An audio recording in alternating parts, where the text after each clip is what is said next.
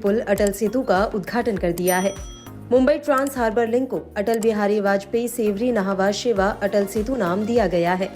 PM Modi ने इस पुल की दिसंबर 2016 में आधारशिला रखी थी। अटल सेतु देश का सबसे बड़ा पुल होने के साथ साथ कई और विशेषताएं लिए हुए है। सबसे बड़ी खासियत यह है कि इसमें एफिल टावर की तुलना में 17 गुना ज्यादा स्टील लगा है और कोलकाता के हावड़ा ब्रिज से 4 गुना ज्यादा स्टील का इस्तेमाल हुआ है। इसमें जो कंक्रीट इस्तेमाल हुआ है वह अमेरिका के स्टैच्यू ऑफ लिबर्टी से 6 गुना ज्यादा है। इस ब्रिज का अगर हम देखें तो इसमें जो रीइंफोर्स स्टील जो यूज किया गया है वो आईफिल टावर के 17 टाइम्स है। मतलब आप कितना स्टील यूज हुआ ये आप इमेजिन कर सकते हैं। जैसे इसमें जो स्ट्रक्चरल स्टील यूज की गई है that is 4 times the Howrah bridge. इसमें जो कंक्रीट यूज किया गया है वो स्टैच्यू ऑफ लिबर्टी के 6 पट किसी ज्यादा इसमें यूज की गई है। इसमें जो वायरिंग है वो वायरिंग को अगर आपने पूरे डायमीटर में लिया तो वो 2 पट होता है।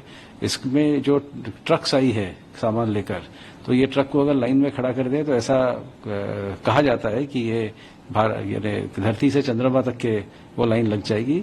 इस प्रकार से कई सारे इसके विशेषताएं हैं बट अल्टीमेटली इसकी जो कुछ और खासियत है जैसे एनवायरमेंट सस्टेनेबिलिटी का है तो बॉम्बे नेचुरल हिस्ट्री सोसाइटी जो कि एक वेरी एकम्प्लिश्ड अटल सेतु लगभग 21.8 किलोमीटर लंबा 6 लेन का समुद्री पुल है। इसकी लंबाई समुद्र के ऊपर लगभग 16.5 किलोमीटर और जमीन पर 5.5 किलोमीटर है।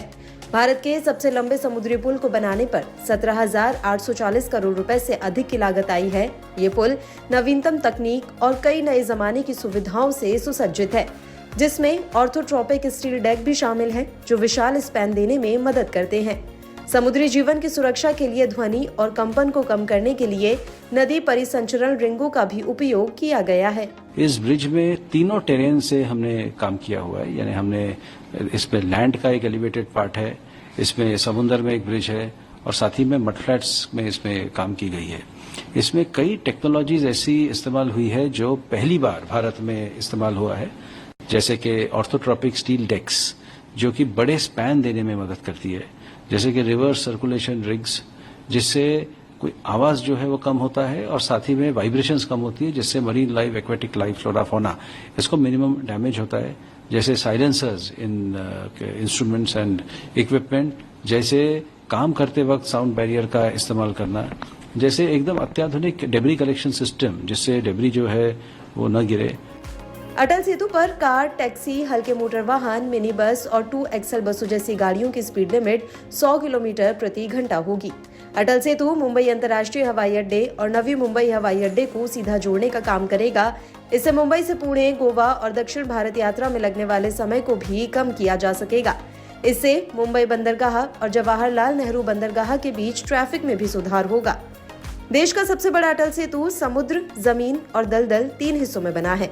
ये 21,000 करोड़ रुपए की परियोजना है। इस परियोजना में 10 देशों के विशेषज्ञों ने योगदान दिया है।